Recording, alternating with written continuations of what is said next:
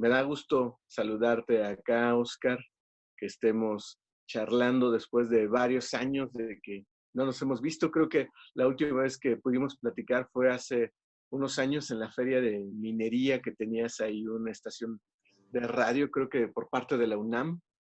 Estaban Sí, haciendo un programa, ¿no? sí, pues he trabajado para Radio UNAM varias veces, a veces conduciendo justamente un programa desde las ferias del libro de minería o del Zócalo. Y me dio gusto esa vez encontrarte por allá. Ahora tengo un Sí, programa los martes a las 10 de la mañana que se llama Las Esquinas del Azar. ya. Es una producción de Radio UNAM muy simpática. Ah, qué bien. ¿Y ahí tratan temas de literatura en general o hablan de Pues algún... literatura, ciencia, filosofía, historia, todo lo que se vaya acumulando. Me encuentro con un amigo que es Juan Stack, que es el locutor estrella de ahí, de Radio UNAM.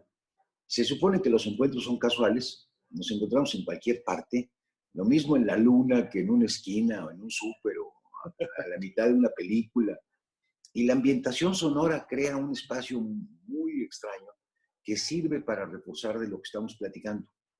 Pues son unos programas que duran alrededor de 12 minutos y están de veras muy bonitos porque tratamos todos los temas y yo me divierto mucho haciéndolo. Qué bien.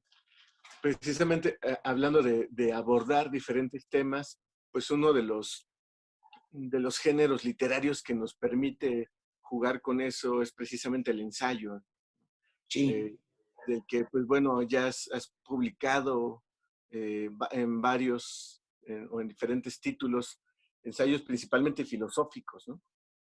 pues mira, eh, siempre he dado pláticas de fomento a la lectura y me parece muy bien que toques el tema del ensayo porque es también lectura.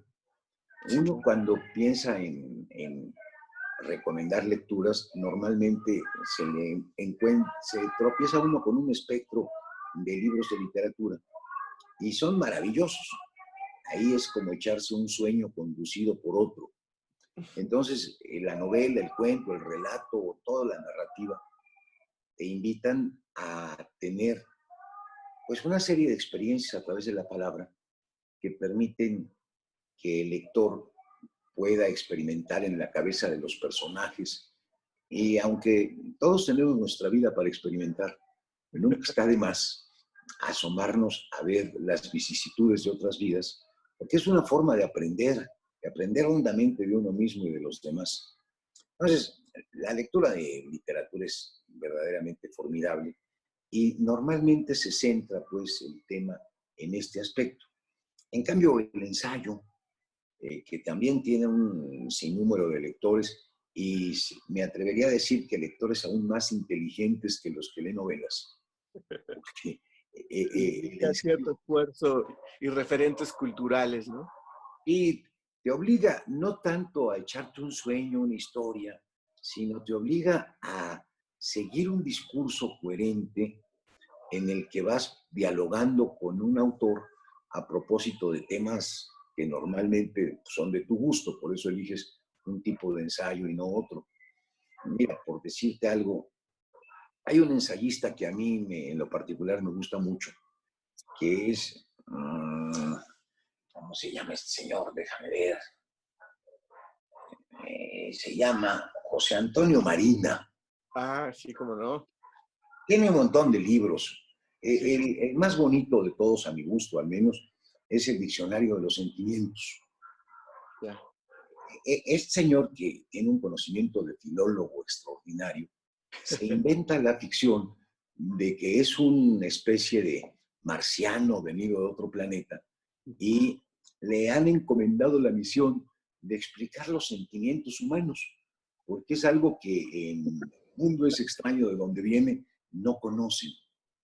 Entonces, para poder explicar esto, se mete a revisar todos los diccionarios que existen, no solamente el de la RAE, el de María Moliner, el diccionario de autoridades, todos los diccionarios que no te puedas imaginar que existen en el español, para ir entresacando las definiciones que ahí se dan y construir un concepto libresco de lo que son los sentimientos.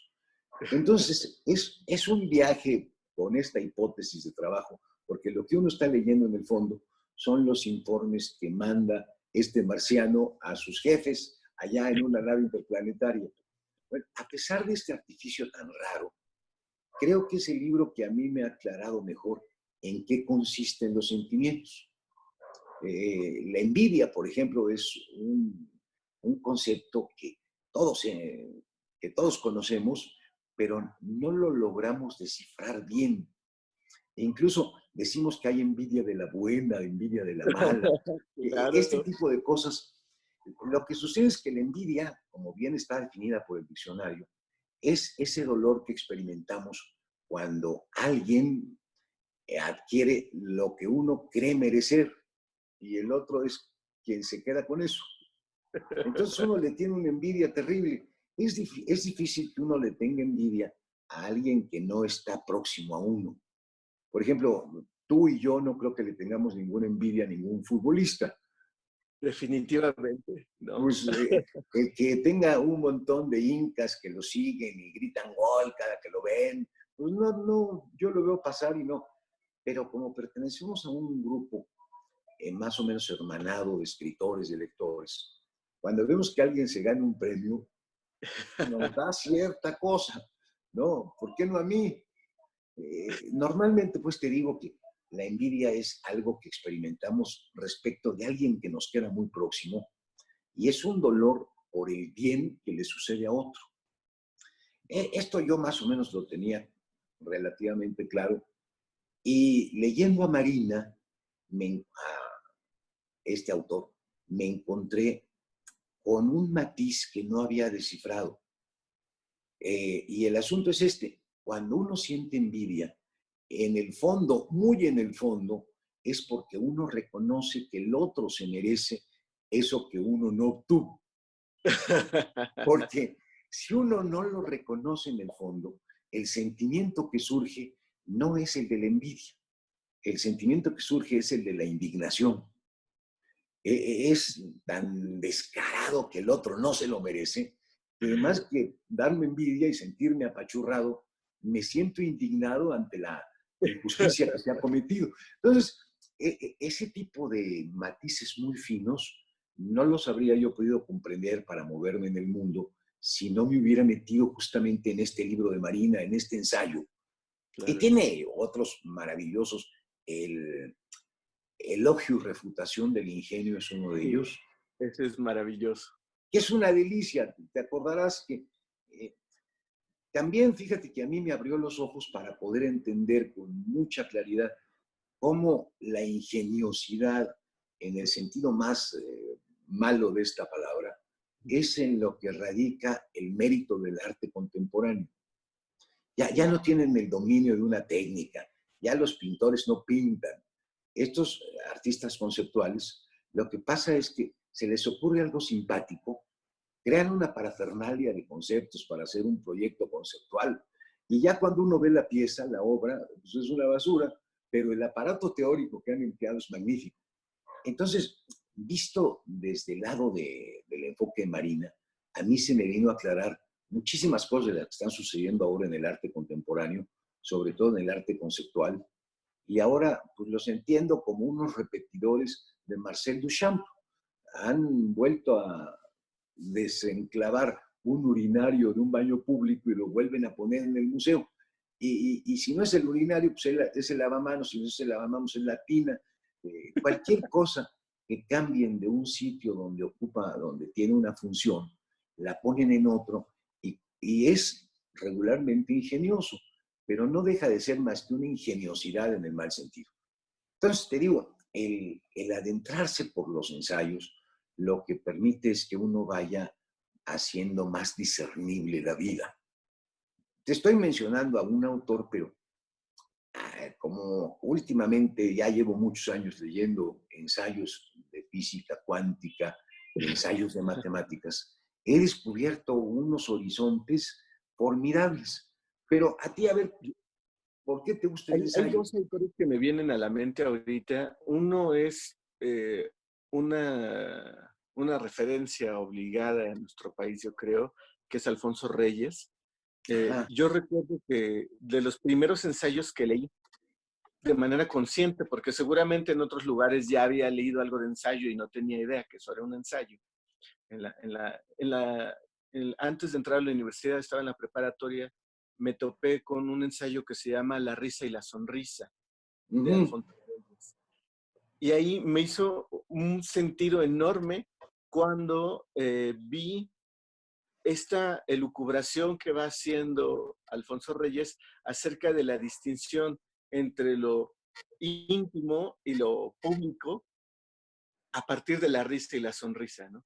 Es que la risa es para los demás, es cuando compartes, es cuando estás con alguien y estás en ese intercambio. Pero la sonrisa, dice, esa sonrisa que además puede ser en un momento no necesariamente de bondad, sino también de maldad, eh, Ujú. en uno mismo, ¿no? Esa sonrisa que siempre es en silencio y que además implica una, una, una sensación de confidencia.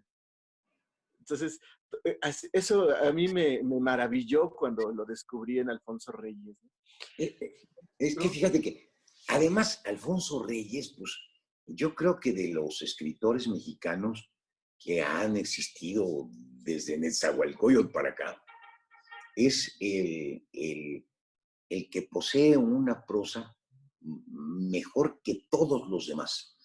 E incluso mejor que Octavio Paz, que es un extraordinario ensayista. Eh, yo recuerdo alguna correspondencia que existe entre Alfonso Reyes y Jorge Luis Borges, en la que Borges reconoce que él aprendió español leyendo a Alfonso Reyes. Y es más, ahí hay todo un chisme interesantísimo porque en esas mismas cartas viene la indignación que siente Borges porque a Reyes no le dan el premio Nobel. Se orquestó en algún momento de la historia de este país una, una postulación para la presentación de su candidatura al premio Nobel y finalmente no cuajó porque los intelectuales mexicanos se opusieron a firmar, para que vean nada más cómo se cuece nada más en este país. Y Y vuelve la envidia, ¿no? son unas envidias horribles. Y, y Alfonso Reyes, mira, yo recuerdo un ensayo precioso de él que viene en un libro que se llama Junta de Sombras. Es un ensayo en el que el ocioso de Reyes se pone a enmendarle la plana nada menos que al príncipe de los poetas, que es Homero. Hace unas cuentas ahí que te digo que son ociosidad porque seguramente nadie las había hecho antes, de cuántos son los pretendientes de Penélope y a cuántos mata Odiseo cuando regresa. Entonces empieza a enumerarlos y resulta que se le escapa uno. Ya ahorita no recuerdo la cifra exacta, pero por decirte algo, no, en lugar de ser 145, son 146. Y hay alguien que no se muere.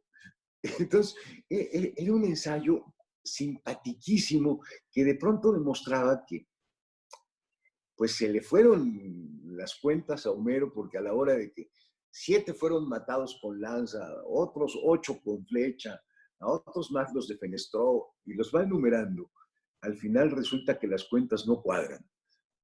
O sea que es un autor de veras formidable.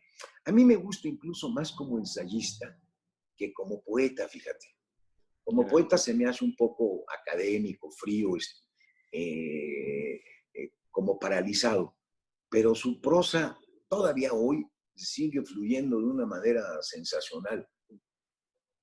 Sí, sí, sí, el modo en el que desarrolla los ensayos, que es lo que a mí más me gusta de Reyes, me parece fundamental y que va a tener una influencia posterior muy, muy grande, ¿no?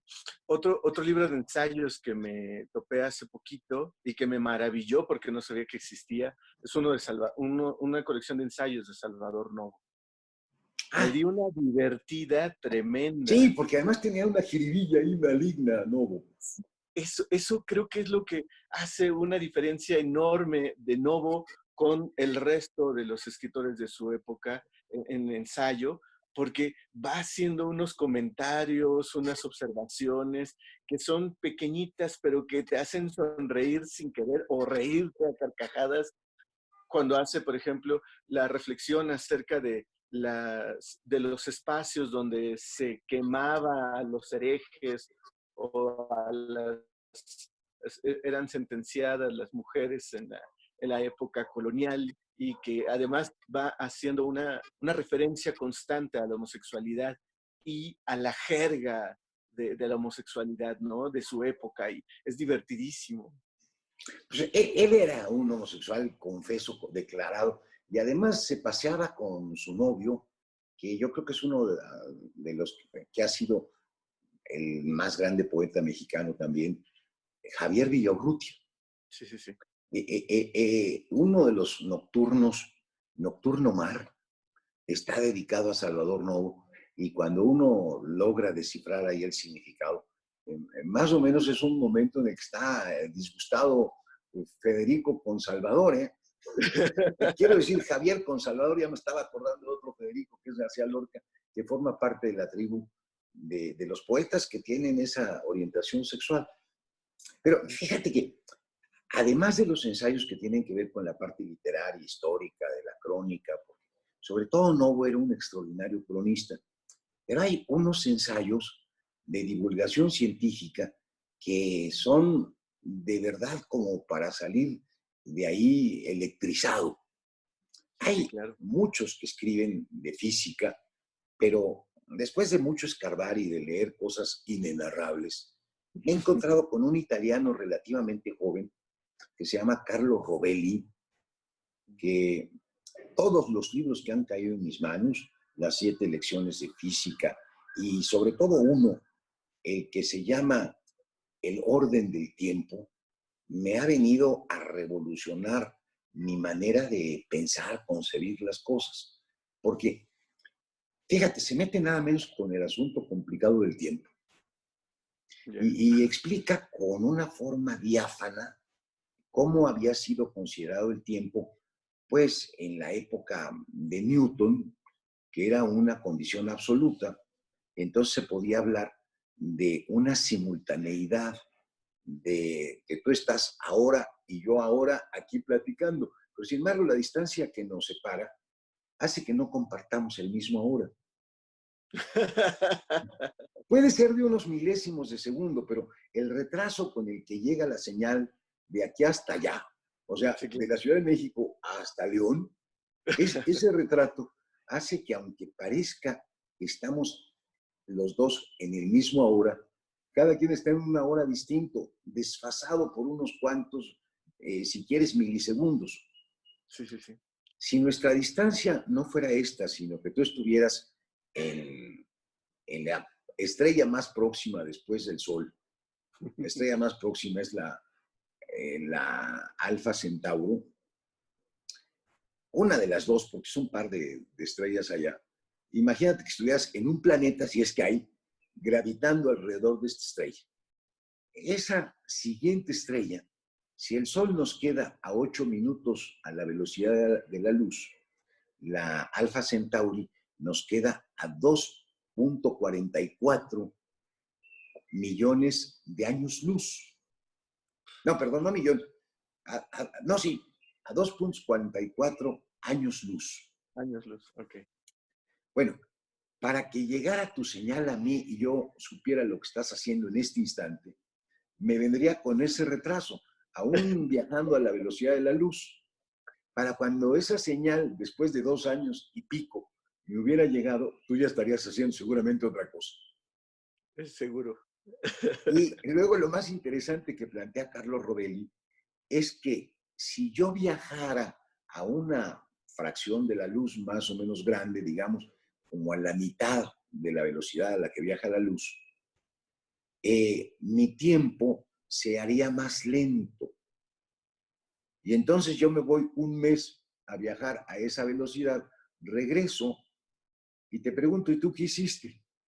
Y me topo con la sorpresa de que ya no hay manera de preguntarte. Porque si yo me voy una semana de viaje a la velocidad de la mitad de la luz, cuando yo vuelva, tú ya habrás envejecido, ya habrás muerto, tus hijos me darán razón de ti.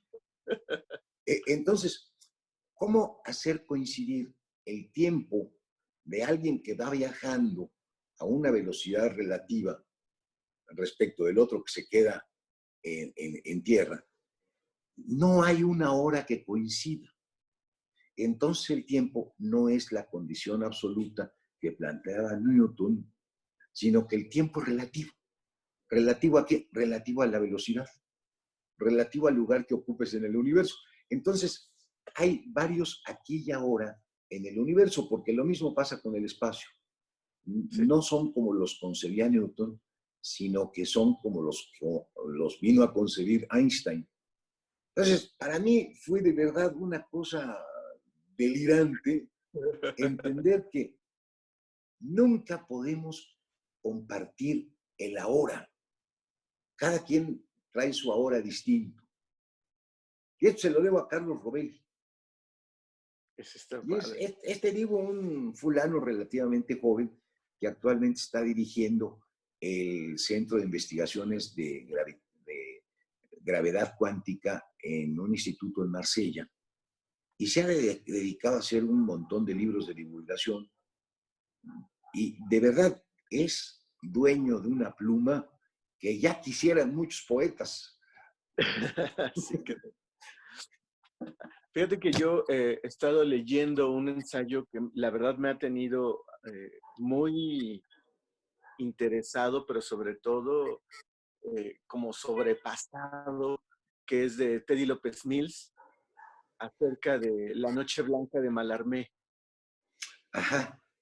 Me pareció un libro, lo encontré por casualidad en una feria del libro, ya en un botadero, y de verdad me parece que es una obra eh, muy importante, no solo por el análisis que hace de la condición en la que se encontraba Mallarmé, sino de cómo es que una persona puede llegar a un punto crítico de su vida que le permite desarrollar una obra de esta magnitud, ¿no? Entonces, va haciendo un seguimiento que me parece interesantísimo de no solo de las condiciones, porque además lo hace fuera de París, está en un pueblito donde lo mandan de maestro, está cubriendo ahí una plaza, en un pueblo donde no hay prácticamente nada, donde se aburre y además no quiere hablar con la gente porque dice que todos son unos necios y que no saben nada y que se la pasan en una rutina que es del trabajo a su casa y muy similar a la nuestra, pero que no tiene ninguna interacción con la cultura esta gente, ¿no? Entonces, para Mallarmé eso se vuelve una especie de infiernito porque además tiene las montañas frente a su casa, tiene paisajes maravillosos, pero es tan agreste el clima, hay un viento durísimo que ni siquiera tiene posibilidades de salir a caminar. Luego su mujer se embaraza, tiene un bebé que ama, pero que no soporta el llanto constante, y entonces entre ese estar eh, en una casa que no le permite pensar y entre un trabajo y un pueblo que tampoco le permite interactuar ni platicar, tiene que refugiarse en la correspondencia. Y a partir de ahí es donde va evidenciando su plan macabro de esta obra que él vislumbraba y que nunca pudo terminar. Y estos cambios que va teniendo a partir de su concepción de la obra. Primero como un proyecto para 5 años, luego para 10, luego para 20, luego no, otra vez 10, y esa reconfiguración de la idea de persona que se ve como un posible creador, ¿no? Todo eso, bueno, obviamente Teddy lo va desarrollando de una manera mucho más sensata, clara, puntual, pero es una excelente narradora. Yo había Fíjate leído... que lo voy a buscar porque yo quisiera saber qué es lo que trae en el fondo cuando dice Mallarmé, yo soy el tenebroso, el oscuro. Ese poema, que es un poema emblemático, de veras, se apuntala su comprensión cuando uno se mete a estudiar un ensayo como el que estás mencionando, porque justamente es la función del ensayo, que lo que nosotros somos capaces de suponer, de advertir, de adivinar, de comprender, de pronto alguien que ha hecho una investigación a fondo nos lo entrega de la manera más exquisita posible, que es a través de un discurso en el que nos vamos informando y vamos siguiendo la evolución de las ideas de alguien, o la evolución de una época, o el desmenuzamiento de un problema. Realmente yo creo que tenemos una deuda altísima con el creador del género, Sí, nada claro. menos que con Miguel de Montaigne, que te acuerdas que la otra vez, en un intento fallido aquí de comunicarnos, estábamos dándole de vueltas a los ensayos de Montaigne.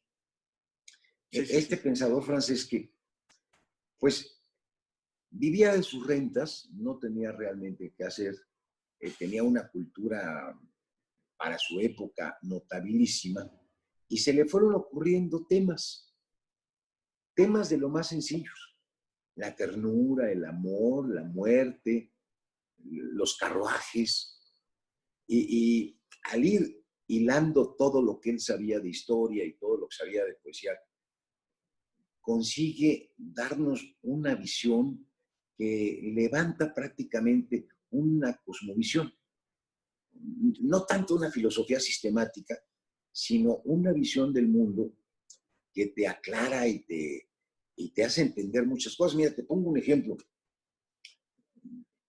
Volvamos un poquito al tema de la envidia, pero desde otra vertiente. No sé si tú has notado que hay muchísima gente que tú la ves y dices, este es un idiota. Por más noble que te quieras portar y caritativo, la verdad, lo ves y no le encuentras por dónde. Y sin embargo, es un idiota con mucho éxito, y Claro. además éxito económico. Sí, sí, sí. Es un ricote baboso. Y uno dice, pero ¿lo heredó? No, no lo heredó. Él hizo su fortuna. Entonces uno entra en la duda de, yo que soy tan inteligente, ¿por qué estoy aquí muriéndome de hambre? Y que es un idiota, pues, está riquísimo. Esa preocupación a mí me había girado por la cabeza durante muchísimos años, y terminó aclarándome la razón profunda del asunto, nada menos que Montaigne. Y te lo cuento para que la gente que tiene esta misma preocupación y que nos va a escuchar seguramente, también encuentre una cierta reparación moral, ¿no? Porque es el colmo que uno, siendo tan talentoso y todo lo demás, pues está contando los centavos al fin de la quincena, y en cambio otro que de verdad no tiene nada detrás de la frente, más que el otro pedazo por atrás de pelo, pues le vaya también desde el punto de vista económico. Bueno, la explicación que da Montaigne es que la primera cuestión es que uno no es dueño más que del comienzo de su acción. Uno hace algo, y a partir de ese momento en que ya lo hizo, ya no es suyo el curso que vaya a seguir eso que uno hizo. A partir de que ya hiciste algo, todo lo demás que viene es resultado del azar. Tú, por ejemplo, haces una novela, la consolidas de manera maravillosa, la revisas con todo tu ánimo crítico, se la das a revisar a tus amigos y te dicen, no, es una maravilla.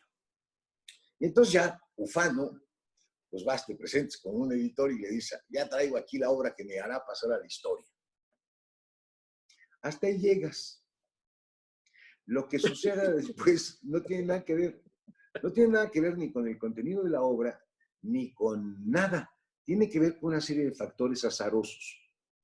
Suponte que ese día, después de que tú sales convencido de que ya vas a inmortalizarte, detrás de ti llega otro escritor, y luego otro escritor, y otro escritor, y otro escritor, porque además, más o menos la rutina de los editores, ¿sí? recibir escritores todos los días que le dan manuscritos. Entonces, encima de tu obra ponen la otra, ponen la otra, ponen la otra, ponen la otra, y al día siguiente siguen acumulando, y pasa un mes, y llamas para preguntar cuál es el veredicto, y resulta que no la encuentran. Y eso siempre y cuando te la hayas recibido de mano, ¿eh? Si la envías por correo o se la dejas a la secretaria, la suerte es todavía más incierta. Suponte que por fin te publican y que sale con todo el lanzamiento adecuado. Y aparece justamente en un momento como el actual, en el que la gente está guardada en su casa, que está encerrada por la pandemia. Y entonces todo el aparato de lanzamiento hace que tu novela, que habría podido llegar a las manos de los interesados, quede de pronto fracturada. No sé si me sigues. Sí, Dice sí, sí, Montaigne claro. entonces que si los resultados del éxito son producto del azar, entonces la cuestión se vuelve un problema estadístico. Y aquí viene la pregunta interesante. ¿Son más los tontos o son más los inteligentes? Son, obviamente, menos los inteligentes. Si lo ves con la curva de Gauss, te vas a dar cuenta que hay una inteligencia promedio, digamos que son los bobones, y hay unos cuantos genios y hay unos cuantos muy mal. Como el mayor número se acumula del lado de los mensos y todos traen iniciativas y proyectos que realizar, la probabilidad de que le toque a un bobo el éxito es más alta a la probabilidad, porque son menos, de que le toque a un listo. Y entonces por eso es que generalmente ganan los idiotas, por peso estadístico. Así es La que, suerte está de su lado. sí, la suerte está de su lado. Lo que pasa es que nos llaman mucho la atención los mensos que triunfan, Sí, claro. pero no nos enteramos de los cientos y cientos de mensos que fracasan. Esos no se dejan ver. Si pudiera hacer un recuento de todos los que emprenden un proyecto y cuántos de ellos terminan, y además terminan con éxito, nos daríamos cuenta que, pon tú que haya 10 que han tenido éxito, bueno, seguramente 9 de ellos son mensos y uno es inteligente. Bueno, hay 90 mensos que perdieron y hay 9 inteligentes que perdieron. Y normalmente tú y yo estamos entre esos 9 que perdieron. O no sé si entre los 90, pero el caso es que sí es muy paradójico, porque yo he conocido muchas personas con un éxito económico enorme y la verdad no me lo explico. Y me lo he explicado gracias pues a la lectura de Montaigne. Y eso por ponerte un ejemplo de las cosas que me ha aclarado. Otro ensayo que leí también que me perturbó bastante fue uno de Pascal Quignard que se llama El odio a la música. Ajá.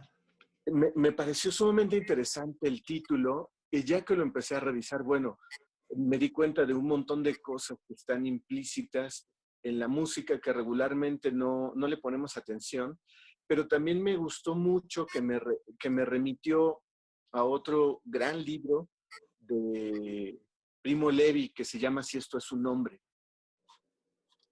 Y lo remite porque habla de cómo Primo Levi cuando está en el campo de concentración está escuchando a la banda de guerra del campo de concentración y cómo empieza a entonar cierta pieza cada vez que se van a llevar a algunos presos al horno o los van a desaparecer. Esa experiencia me pareció sumamente singular y perturbadora, la verdad, porque a partir de algo que nosotros podríamos considerar que es una obra de arte, para ellos se vuelve una especie de sentencia. Y me imagino, lejanamente supongo, ese terror que experimentaban cada vez que sonaba esta pieza musical. No recuerdo ahorita de quién era, pero cómo se vuelve una angustia, algo que está creado para el placer o para compartir.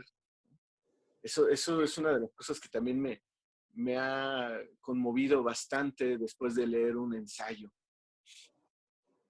Sí, pues es que, mira, en el terreno del conocimiento y justamente la manera más dulcificada en que puede presentarse el conocimiento es el ensayo. Porque el libro técnico, el libro académico, suele ser demasiado farragoso. Si tú ves, por ejemplo, una tesis doctoral que tiene una aportación extraordinaria para cualquier disciplina, te la vas a encontrar tan cargada de citas, de referencias. Hay una especie de compromiso del autor por mostrar todo lo que sabe. Y entonces lo pone. Esas tesis doctorales, cuando pasa el tiempo y el autor es capaz de verlas con los ojos de ya saber que sabe y no tener que demostrar que sabe, empieza a adelgazarse, a quitársele un montón de referencias recurrentes, persistentes, insistentes, y queda el puro hilo fino de la idea que presentaba y puede ofrecer un ensayo verdaderamente maravilloso. Muchos ensayos son el resultado de haber sacudido de carga erudita un texto académico y presentado con un afán de divulgación mucho mayor. Y mira, hay un matemático que a mí me encanta, tiene montones de libros, empezó a darse a conocer con un libro llamado El hombre anumérico, en el que demostraba que los seres humanos en su mayoría, unos son analfabetas, pero eso ya se ha logrado cubrir más o menos, pero lo que sí es tan generalizada la anumericidad, que somos analfabetos de los números, y los números no son solamente decorados que se ponen en el discurso, sino que los números contienen información, además información que revela y aclara cosas interesantísimas, pero normalmente a la mayoría de nosotros nos da lo mismo si son 100,000 si son 400,000, 800,000, ya nos parecen un montón y nos rebasan las entendederas. Bueno, se dio a conocer con ese libro y luego empezó a sacar muchos otros, todos ellos están publicados en la editorial Tusquets. Uno se llama Érase una vez un número, y tengo aquí un libro que es La vida es matemática. Es de John Alan Paulus. Ahí lo pueden ver. También está en Tusquets. Es la autobiografía que este señor hace, pero a partir de las fórmulas matemáticas que fueron definiendo su vida. Y también me hizo comprender una cosa interesantísima. A ver si soy capaz de transmitírselas. Si tú echas un volado, la probabilidad de que caiga águila o sol es del 50%. Si echas 1000 volados, más o menos cuentas el resultado y te salen con tu 495 contra 505, águilas y soles. Lo vuelves a echar y te sale 493 contra 507. Y ahí se va llevando. Hay un momento en el que hay un desfase muy pronunciado y obtienes, por decirte un número exageradísimo, 450 soles, 550 águilas. Ah, caramba, de pronto hubo una punta aquí. Cuando se hace este experimento durante 1000 veces, las puntas más altas de desfase se dan en los primeros casos. Y luego es muy difícil, se va aplazando el momento en el que luego vuelva a aparecer una nueva cresta. Este modelo, que es un modelo matemático, explica, según él, y creo que es cierto, por qué es que en los primeros años de nuestra vida, en la juventud, en la primera parte de la madurez, es cuando se nos presentan las puntas más altas de cosas que son importantes para nosotros. Y ya luego después es muy difícil que suceda algo que de veras saque de balance la vida cotidiana. Por eso también tenemos una mejor memoria para recordar las cosas que nos pasaron en la juventud, que nos pasaron, insisto, en la primera madurez, que las que siguieron pasando después, porque fueron de menor rango. De aquí a que me vuelva a emocionar algo tanto como lo que me emocionó cuando tenía 20, 30 años, o lo que me pasó cuando tenía 20 o 30 años, está dificilísimo, porque fueron las experiencias más intensas y en la vida de todos se van acumulando en los primeros años, igual que se van acumulando los grandes desfases en un estudio probabilístico de los volados. Entonces, aparentemente metido por una vertiente del todo matemática, termina uno, al menos es mi caso, encontrándose con unas verdaderas maravillas que nos descifran los secretos de la vida. Eso es genial, ¿no? Porque es cuando no necesariamente se vuelve un instrumento didáctico, sino más bien como complementario. Sí, Sí, la lectura yo creo que tiene esa función implícita que es una de las cosas que a mí más me gustan. Recuerdo ahorita otro ensayo de esta Hannah Arendt, el de La banalidad del mal, uy, pues sí. que la verdad a mí me impresionó cuando lo leí por esta cuestión de que va a buscar qué pasó con este Eichmann después de que lo secuestra el Estado israelí, se lo lleva desde Argentina para hacerle un juicio a causa del holocausto. Entonces, a mí creo que lo que más me sorprende de este ensayo es cuando Hannah Arendt no necesariamente concluye, pero se da cuenta de que la maldad no es algo característico de Eichmann, sino más bien es la falta de imaginación, ¿no? O sea, que dice, es que este más que un hombre malo, es un hombre que no tiene imaginación, es incapaz de imaginar cómo se va a sentir la otra persona cuando le haga algo, ¿no? Y tan claro como lo decía en su juicio, esta cuestión del, pues es que yo nada más cumplía órdenes, yo hacía lo que me daban y no, nunca me puse a pensar cómo se sentían las otras personas, ¿no? Esas cosas que se van encontrando en el ensayo, de esta manera, a mí me gusta mucho, ¿no? Porque son muestras de lo que comentabas al inicio, de algo que a lo mejor nosotros podríamos haber indagado, previsto, pero que llega alguien y nos lo pone por escrito y nos confirma o nos demuestra o nos muestra algo que no habíamos alcanzado a concretar de una manera tan específica, ¿no? Sí, pues mira, ese libro, en general, la producción de Hannah Arendt es toda ella valiosísima, Sí. pero particularmente ese concepto de la banalidad del mal, a mí me ha hecho pensar en muchas cosas, porque eh, los campos de concentración, algunos de ellos no estaban en las afueras de la ciudad, ahí como si fuera una especie de terreno remotísimo para que nadie se fijara. Los campos de concentración estaban a la vuelta de las casas dentro de las colonias Sí, y la gente que veía entrar por ahí a los judíos, pues seguramente se daba cuenta que no salían o que salían convertidos en humo por las chimeneas.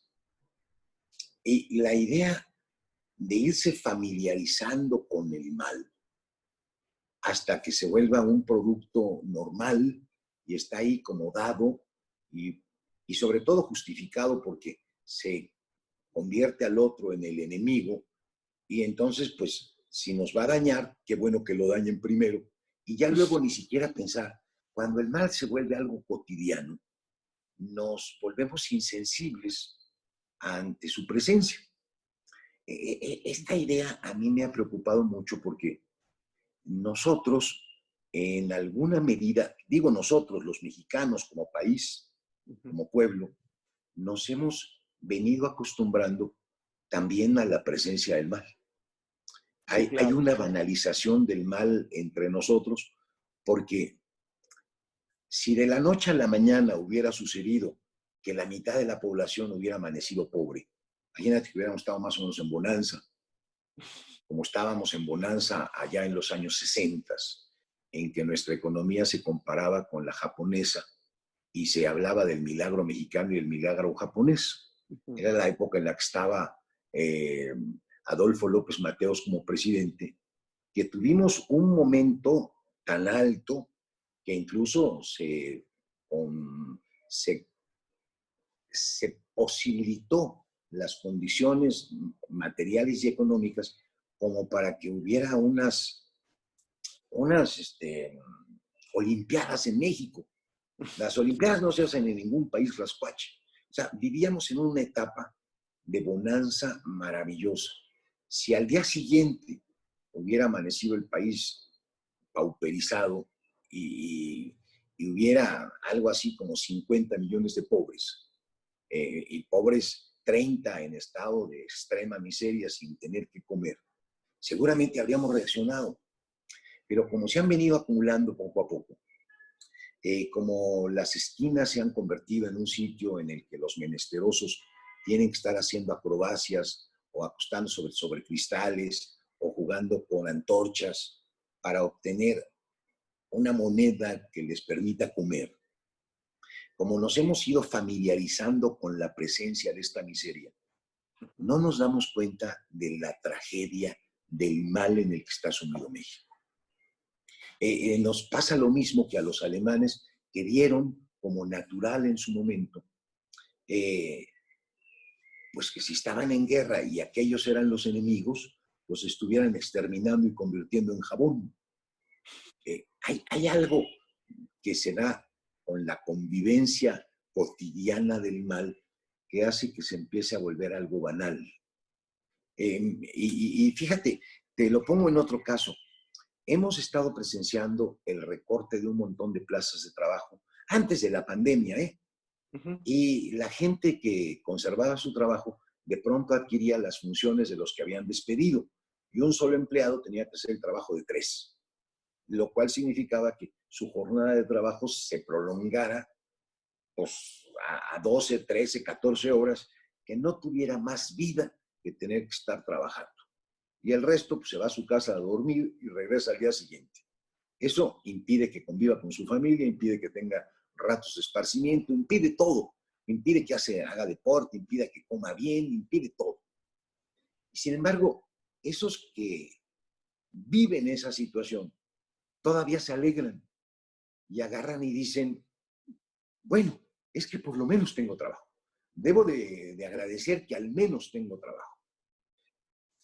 Esto es justamente la banalización de la injusticia, la banalización del mal. Por eso, este concepto que mencionas de Hannah Arendt me parece uno de los instrumentos de desciframiento de la realidad actual de los más interesantes que hay. Sí. Porque si lo aplicas, no solamente como un recurso para entender el fenómeno nazi, sino para entender los mundos que están retacados de injusticia, de mal, de crimen, de pronto nos damos cuenta que estamos pervertidos justamente porque hemos banalizado las cosas y sí es muy, muy preocupante y muy esclarecedor, ¿eh? Sí, creo que el ensayo tiene esa virtud que nos permite eh, recontextualizar o resignificar algunas ideas de otra época en la nuestra y de la nuestra hacia otro lado, ¿no? pues casi se nos acaba el tiempo, Óscar. No sé si quisieras hacer alguna recomendación de 2 o 3 Pues mira, ensayistas. hemos estado mencionando un montón de autores aquí que pueden ser buenas pistas. Pues comentarles simplemente que yo también soy un ensayista y les recomiendo mi publicación más reciente, que es la de la rebeldía de pensar, que está publicada en el Fondo de Cultura Económica, que está más o menos influida por ideas que he externado aquí. Creo que uno de los problemas más graves de nuestro país es que aunque todos los seres humanos tienen la capacidad de pensar, no todos los seres humanos la practican. Y lo decíamos en algún momento, todos son capaces de aprender a andar en bicicleta, pero no nacen sabiendo andar en bicicleta. Y una de las cosas más tristes es que la gente no piensa, y no piensa porque no sabe. Entonces me escribí este ensayito de la rebeldía de pensar, y aquí lo muestro para que vean que es uno de los breviarios, en donde trato de acercar a los lectores a aquello en que consiste pensar para facilitarles ese aprendizaje de darle vueltas al pedal en la bicicleta. Me ha dado Excelente. mucho gusto, Omar, estar contigo. A mí también, Óscar. Ojalá que pronto volvamos a coincidir de manera presencial o virtual. Y pues bueno, le agradecemos al Instituto Estatal de la Cultura y a Ediciones La Rana la invitación. Lean ensayo, busquen, hay montones de ensayistas en México que ahora están haciendo cosas súper interesantes, no solo por el hecho de que ganen premios, sino porque abordan temáticas diversas y complejas de diferentes maneras, no solo ceremoniosas, también divertidas o agudas, pero que vale mucho la pena, ¿no? Pues un abrazo, Óscar. Hasta luego. Omar, pues un abrazo y un saludo también para Raúl Bravo y por allá a todos tus compatriotas de Terruño Pequeño, que alguna vez he tenido el gusto de andar por allá platicando con ellos. Un abrazo a todos los de León, pues.